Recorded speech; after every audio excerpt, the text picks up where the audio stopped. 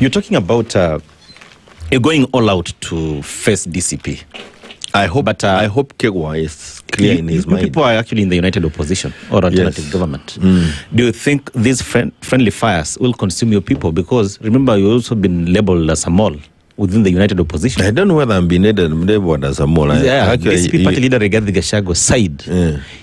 Because of course he was referring to you. I don't know whether he was referring to me. I know he said there's a mole. The pointers were pointing at you because you had an interview in the previous day. You had an interview in a radio. But there were many interviews that day.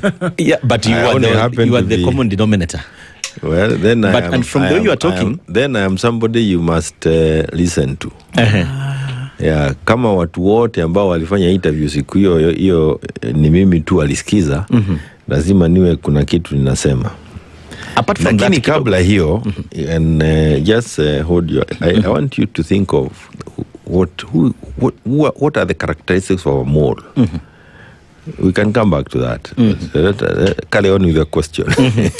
The second part of the question was, do you think these friendly fires and sibling rivalry will rupture the united opposition? Because you people appear to It is the responsibility of every leader within the united opposition.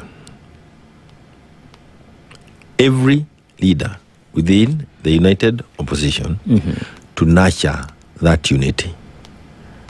There is no one superior guy to the others. We all are in that space. And if I tell you that you thought, like I have walked in and told Madam here, you are wearing XYZ party's color, and you want to say something else, hiyo sasa ni shida yako.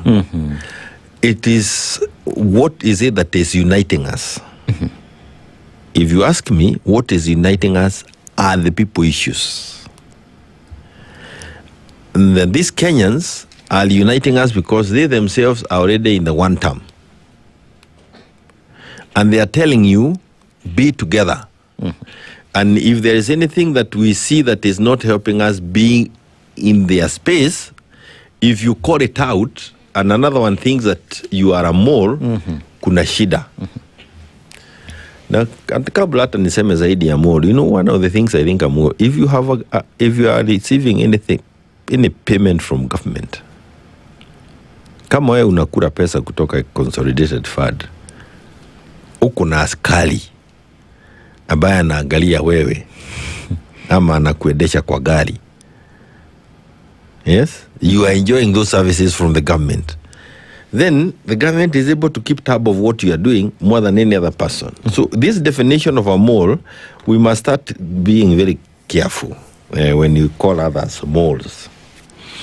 And when I tell you that don't insult this lady, it is not going to help us get the followers of this lady to our side of the camp, and you think I'm a mole, then there's a problem. Again, if you were in government and I was fighting you when you were in government, it's because I was in the opposition. So when you have come to the opposition, don't carry the grudge. Don't come and fight us in the opposition. Join us and join the opposition so that we can fight the government. So if you come and start disrupting the opposition and calling others mole, you will alienate them. And there is not a single person who should get laid off. Mwenda wazimu mmoja akienda kwa soko aanze kusema hawa watu wachana na wao, haitasaidia sisi kama united opposition. I don't know whether you get what I'm talking about. Getting, yeah. This unity is a very fragile thing. You are trying to unite yourself, come together to deal with the sitting government. And you opened up with that saying from West Africa. Kwa ati ya kwamba hii mto, you know the river you throw one leg before you, because it's a deep thing, you can get swallowed. So we are dealing with a very very shrewd politician who has the reins of power. So if you now bring disunity in this side na uanze kugonga wale ambao hata ni karibu walizaliwa kwa opposition, I don't think that is useful. Number two, when you say the unity of the opposition is because it is the unity of values, views, and all these things that you bring to the table and win. And I invite my colleagues in the opposition to go through the story of Hungary. How did this Hungarian guy win the government? How did he defeat the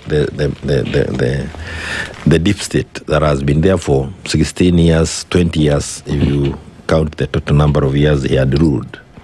And it calls for a little more than what one thinks. It calls for accommodating that the one-term lulling call in Mount Kenya and the one-term lulling call in Western Kenya, while it is one term, it is pushed by different factors. And you must respect the factors of Western Kenya. And those Western Kenya must respect the ones in Mount Kenya and allow that then it is the coming together of those issues and the respect for those regions that will help us deal with the incumbent. So it's unfortunate. I have said this and I want to say this again. My friend now, Ligiji, I have no business fighting him. I have no reason to fight him. And I wouldn't want to spend any amount of energy fighting him or any other person in opposition. And I don't think they should spend any energy trying to be scared of my views, scared of me. I hold these views. You can go through my history. One of the things I never do is I never release my blame. Whatever it is I'm doing, I always retain it and I say it as it is when I can. And I can tell you, we have a golden opportunity to change the things as they are within government. There is time, but that time is inasonga haraka. You know, within the United Opposition tuko na kazi ya kufanya. We need to define ourselves. For example, if you use this as an example, when we went to Bere with a candidate from DP. And this DP candidate had actually been borrowed from the bus. And all the other parties had agreed that for as long as we can get. In fact, the starting point is at the Inikiti DP. Then Lenny Kivuti said, I have a better candidate than the one that is being fielded by DP. And the United team said, then that candidate must move from your party to the party of DP. And we had a candidate at the Jubilee. We had to step him down to a point where we even reimbursed some of the costs that he had already incurred campaigning. Why? Because we wanted to ensure that this unity of the United Opposition holds, and we are not blamed for lacking it or locking it in any manner. I thought the same would happen at Olkarau. Yeah, this is a deep Jubilee seat, and I thought everybody would be saying Hallelujah. Jubilee eventually have something to do. Lakini sasa tuko pale. Kwa hivyo we still are not making noise. We are saying sasa kama umesema tupabane, tuko pale. And yeah, so